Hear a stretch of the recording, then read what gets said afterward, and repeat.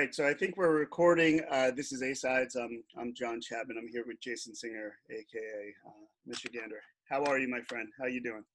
I'm doing well. It's 90 something degrees here today in Michigan. So yeah, it's high 80s in New York where I am, and it's just wonderful. Yeah. So first off, thank you for performing those two songs. Misery in particular is, I think that's what turned me onto your music. I was a little late onto it, but what's it called? I'm actually one of these music listeners that kind of falls in love with lyrics first. Oh, cool. And melody second. So I think that's how I became a fan first of yours. So I guess what I want to start out with is you recently released Reds as one of these remote performance video kind of. Yeah. And I just wanted to ask you, like, why Reds? Why did you choose Reds? And thank you for doing it for me. But also, why did it take a little while before you kind of were like, all right, I'm gonna just do this remotely? Yeah. I think Reds is my favorite song, I think, on the new EP. Yeah. But we had like a lot of success with Misery and pushing that bigger than anything that I've ever experienced. This is like the first time I've released a record or anything like with a team, non-independently. And so Reds, Misery was just cruising, and then we were like, how about we do something with Reds? And so we want more people to hear that song. So we recorded that, and then it took a while to put it out for some reason. And then, I don't know. I just think I think that's one of the best songs I've ever written. And just musically, it's different for me. And I'm glad that we're finally pushing it a little, Yeah. No, there's no particular reason why Reds. I guess the lyrically behind the song, it's kind of about mental health, and a friend of mine who struggles with that. So maybe that was inadvertently, subconsciously about that. Yeah, I struggle with anxiety, which is given the pandemic circumstances, it's been fun. Yeah. So, I do wonder how it's very interesting. When this whole thing started, I think it was very black and white. We were like, when this whole thing is over, we're gonna do this, right? And it's not black and white, unfortunately. And I wonder if that is that kind of how your feeling was, like, oh, when this is over, I'm gonna go out and do 500 tour dates. I can't wait to do that. Is it kind of describe a little bit of I'm a music lover. I come at it from a different point of view. I'm curious as a musician how your mindset has changed throughout this course. Yeah, it was at first I was like, oh, it'll be done by June. Yeah. We'll still play all these festivals this summer. Yeah, right. And then as things got closer, it's like, we'll play the ones in the fall, that's for sure. Right. And then we're like, maybe not. So I don't know. I think in my head I had this whole timeline planned out. I was like, well, they'll find like a drug and it'll fix everything. And it just needs a couple weeks. And now I'm just like, see you next year. Right. So yeah, it definitely has changed. I've come to terms with it though. I think that's the different thing now. And for a while I was trying to be really productive, and then I just got lazy. And then as of recently, once things kind of opened up a little more, like it was easier for me to like go to a studio and just work. And so on the new music, and so that's kind of given me this glimmer of hope and like a sense of purpose now. And I feel we have like a timeline of what we're doing in the future now, which is cool. But for a while, it was just kind of like, let's see what's happening. And it's still a guessing game, like it's still, we're hoping for next year, but who knows? Yeah. Who knows? I was giving you some shit before I hit record on this about how if you do not a lot of deep research too about you threatening to quit like a couple of EPs and you're done. So you are in the studio, you are making music. Yeah. Have you, I guess it's kind of hard, even me doing this interview with you, all I want to do is talk about your music, and it's kind of hard not to talk about the state of the world and all that stuff. But like, is there a certain heaviness to the new music that you're working on, or, are you kind of trying to shy away from it, if you can? I think, well, there's two songs on the next EP that were written like during quarantine, like from start to finish, and during like this time. And those songs were written before even all like the current state of things were even out. But those songs are kind of like they hit harder and they ring more true now, I think. On that was not on purpose, So there's like songs about the end of the world, and but they sound happy, but they're probably the saddest songs I've ever written. But you wouldn't guess it by listening. Yeah. Do you have a title for the EP? I mean, your last title for the EP was pretty appropriate for now, but I'm just.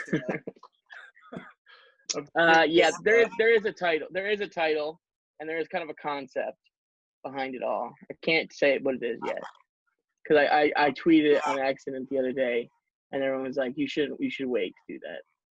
So, I mean, just in case, like I have to say it. So, Where Do We Go From Here was the last EP, and like if you can do some kind of foreshadowing that's positive, since you kind of have some kind of crystal ball, make it a little upbeat. The next EP title, like maybe it could be like, safely go outside and see a concert. Like maybe that's the title. I don't know. It's a positive title. I will say that. It's to contrast the sadness of the lyrics. It's a positive title. So yeah. So where are you at in the process of the EP? Well, it's like 80% finished, 85, 90, maybe it's basically done. But there's some stuff that needs to change a little bit. But it'll be out next year, early next year. You know, like how many songs about? Yeah, it'll be 6 songs. Okay. But we're trying to do something that a lot of bands don't really do much anymore, and put out B-sides with the singles. Right. So every single, I mean, at least the first one is already planned, but like there's songs that I wrote during all this that probably aren't, in my opinion, up to par with the rest of the tunes. But they're still good tunes. But I still want those songs to be out there, and there's songs that probably won't come back to, so it's fine. Right. So I'm trying to do B-sides for all. I would love to do a B-side for every single that we do on the that we put out leading up to the EP. There will be a single this year, at some point, in the fall, and yeah. Mm-hmm. I'm curious, like as a musician, and to be honest with you, I mean, as anybody who has anything in the can now, who knows what the state of the world would be in September? Right. I mean, I guess it's kind of scary and, dare I say, exhilarating. Exhilarating's not a good word the way that 2020 has gone, but like, mm-hmm. if there is, if you can cling to some optimism where September or whenever you release the single might be, maybe we'll be in a better place, and maybe people can receive music a little bit better. I mean, that's actually not even a fair assessment, because I've surprisingly, I don't know how you've, this is a long run-on question, but I love it. I've actually received music a lot better than I thought I would during the pandemic. I think I agree, yeah. Creatively, I've been a mess. It's taken me like a couple of months to do anything. To even talk to you is like, it's taken a while for me to do anything creatively. Mm-hmm. But throughout all of this, music's been a constant. I could receive new music. I could listen to the new Strokes album and take it in, or so good. Yeah, but like anybody really, like, you know, the new Phoebe Bridgers album that came out a couple weeks ago, I could, or a week So ago, good. whatever it was, I could take that in now and feel fine. And even in March, which was like, you know, the height of all this garbage, or April, I could still take it in. So how's it been with you? Like in terms of listening to music, making music? Making music has been hard. Or writing new music, I should say, has been hard. That was the longest run-on fucking question you will ever No, get. it was a great question. But with like new music, I think this year has been fantastic for albums and releases.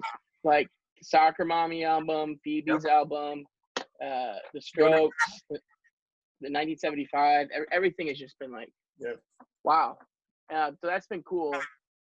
At first, I was like inspired by the quarantine and everything, and like I can write a bunch of songs, but then they all started to be about the same thing.